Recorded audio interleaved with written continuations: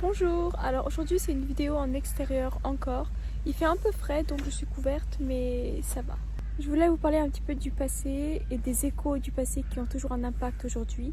Le passé n'est pas seulement un point dans le temps, c'est aussi un réservoir de souvenirs, d'émotions, de nostalgie et de présence même dans le moment présent. Ça inclut tout ce qui n'existe plus physiquement mais qui reste dans notre mémoire. Le passé peut même façonner notre esprit et puis avoir une influence sur le moment présent.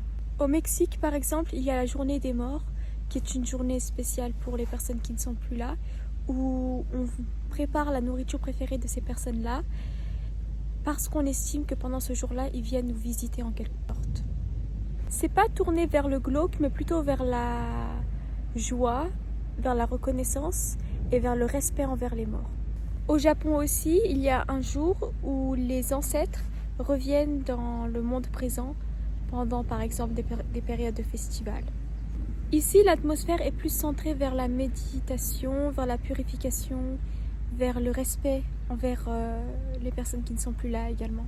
Par contre, en Occident moderne, c'est vrai que la mort est un peu plus tabou et les personnes qui ne sont plus là sont mentionnées dans des endroits plus intimes, entre la famille par exemple, mais pas de manière tant publique que ça, à part par exemple pour Halloween où là on peut célébrer les morts entre guillemets.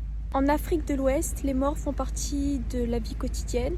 Il y a souvent des demandes de guidance par exemple, il y a souvent un espèce de contact entre le vivant et le mort et c'est là où le vivant demande par exemple de la clarité, une guidance et des conseils de la part du mort qui est censé en savoir plus, et donc c'est plus dans l'échange.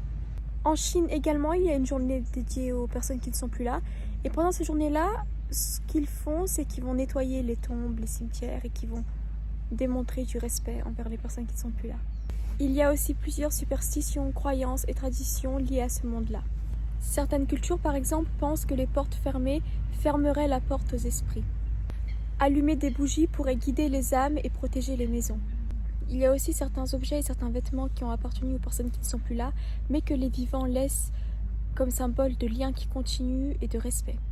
Parler négativement des morts dans certaines superstitions pourrait aussi être symbole que quelque chose de mal va arriver. Il y a aussi certaines couleurs qui sont à éviter de porter, par exemple le blanc quand on est en deuil en Europe et le noir en Asie, c'est le contraire, donc c'est assez intéressant. Après, il y a différents types de personnes par rapport à ce sujet-là. Il y a ceux qui n'y croient pas du tout et qui disent que le passé c'est le passé et que c'est seulement nous qu'on le fait vivre à travers notre mémoire et c'est abstrait. Il y a ceux qui croient mais à moitié, c'est-à-dire qu'ils croient qu'il y a un au-delà, qu'il y a une vie après la mort, mais que c'est inaccessible de notre monde à nous. Et enfin, il y a ceux qui croient au lien, ceux qui croient que le monde des vivants et le monde des morts peuvent se rapprocher.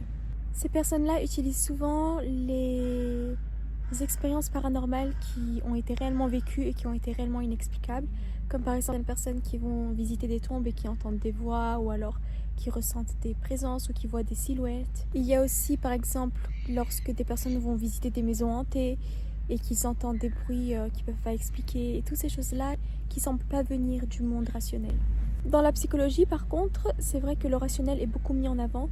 Et le fait qu'on cherche à maintenir un lien, etc., dans la psychologie, c'est vu plus comme une recherche de sens et le fait qu'on cherche un moyen d'apaiser la douleur du départ de quelqu'un. C'est un peu comme dire que l'humain, il cherche à maintenir un lien et que faire toutes ces choses-là, se rappeler des morts, essayer d'avoir un lien avec eux, ça peut aussi, pour nous-mêmes dans le futur, nous faire avoir moins peur de ça.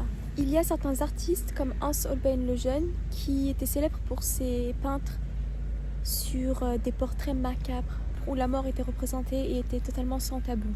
Frida Kahlo, qui était une artiste mexicaine aussi, aime même mettre en avant des portraits sur le deuil, la douleur, la mort, la souffrance.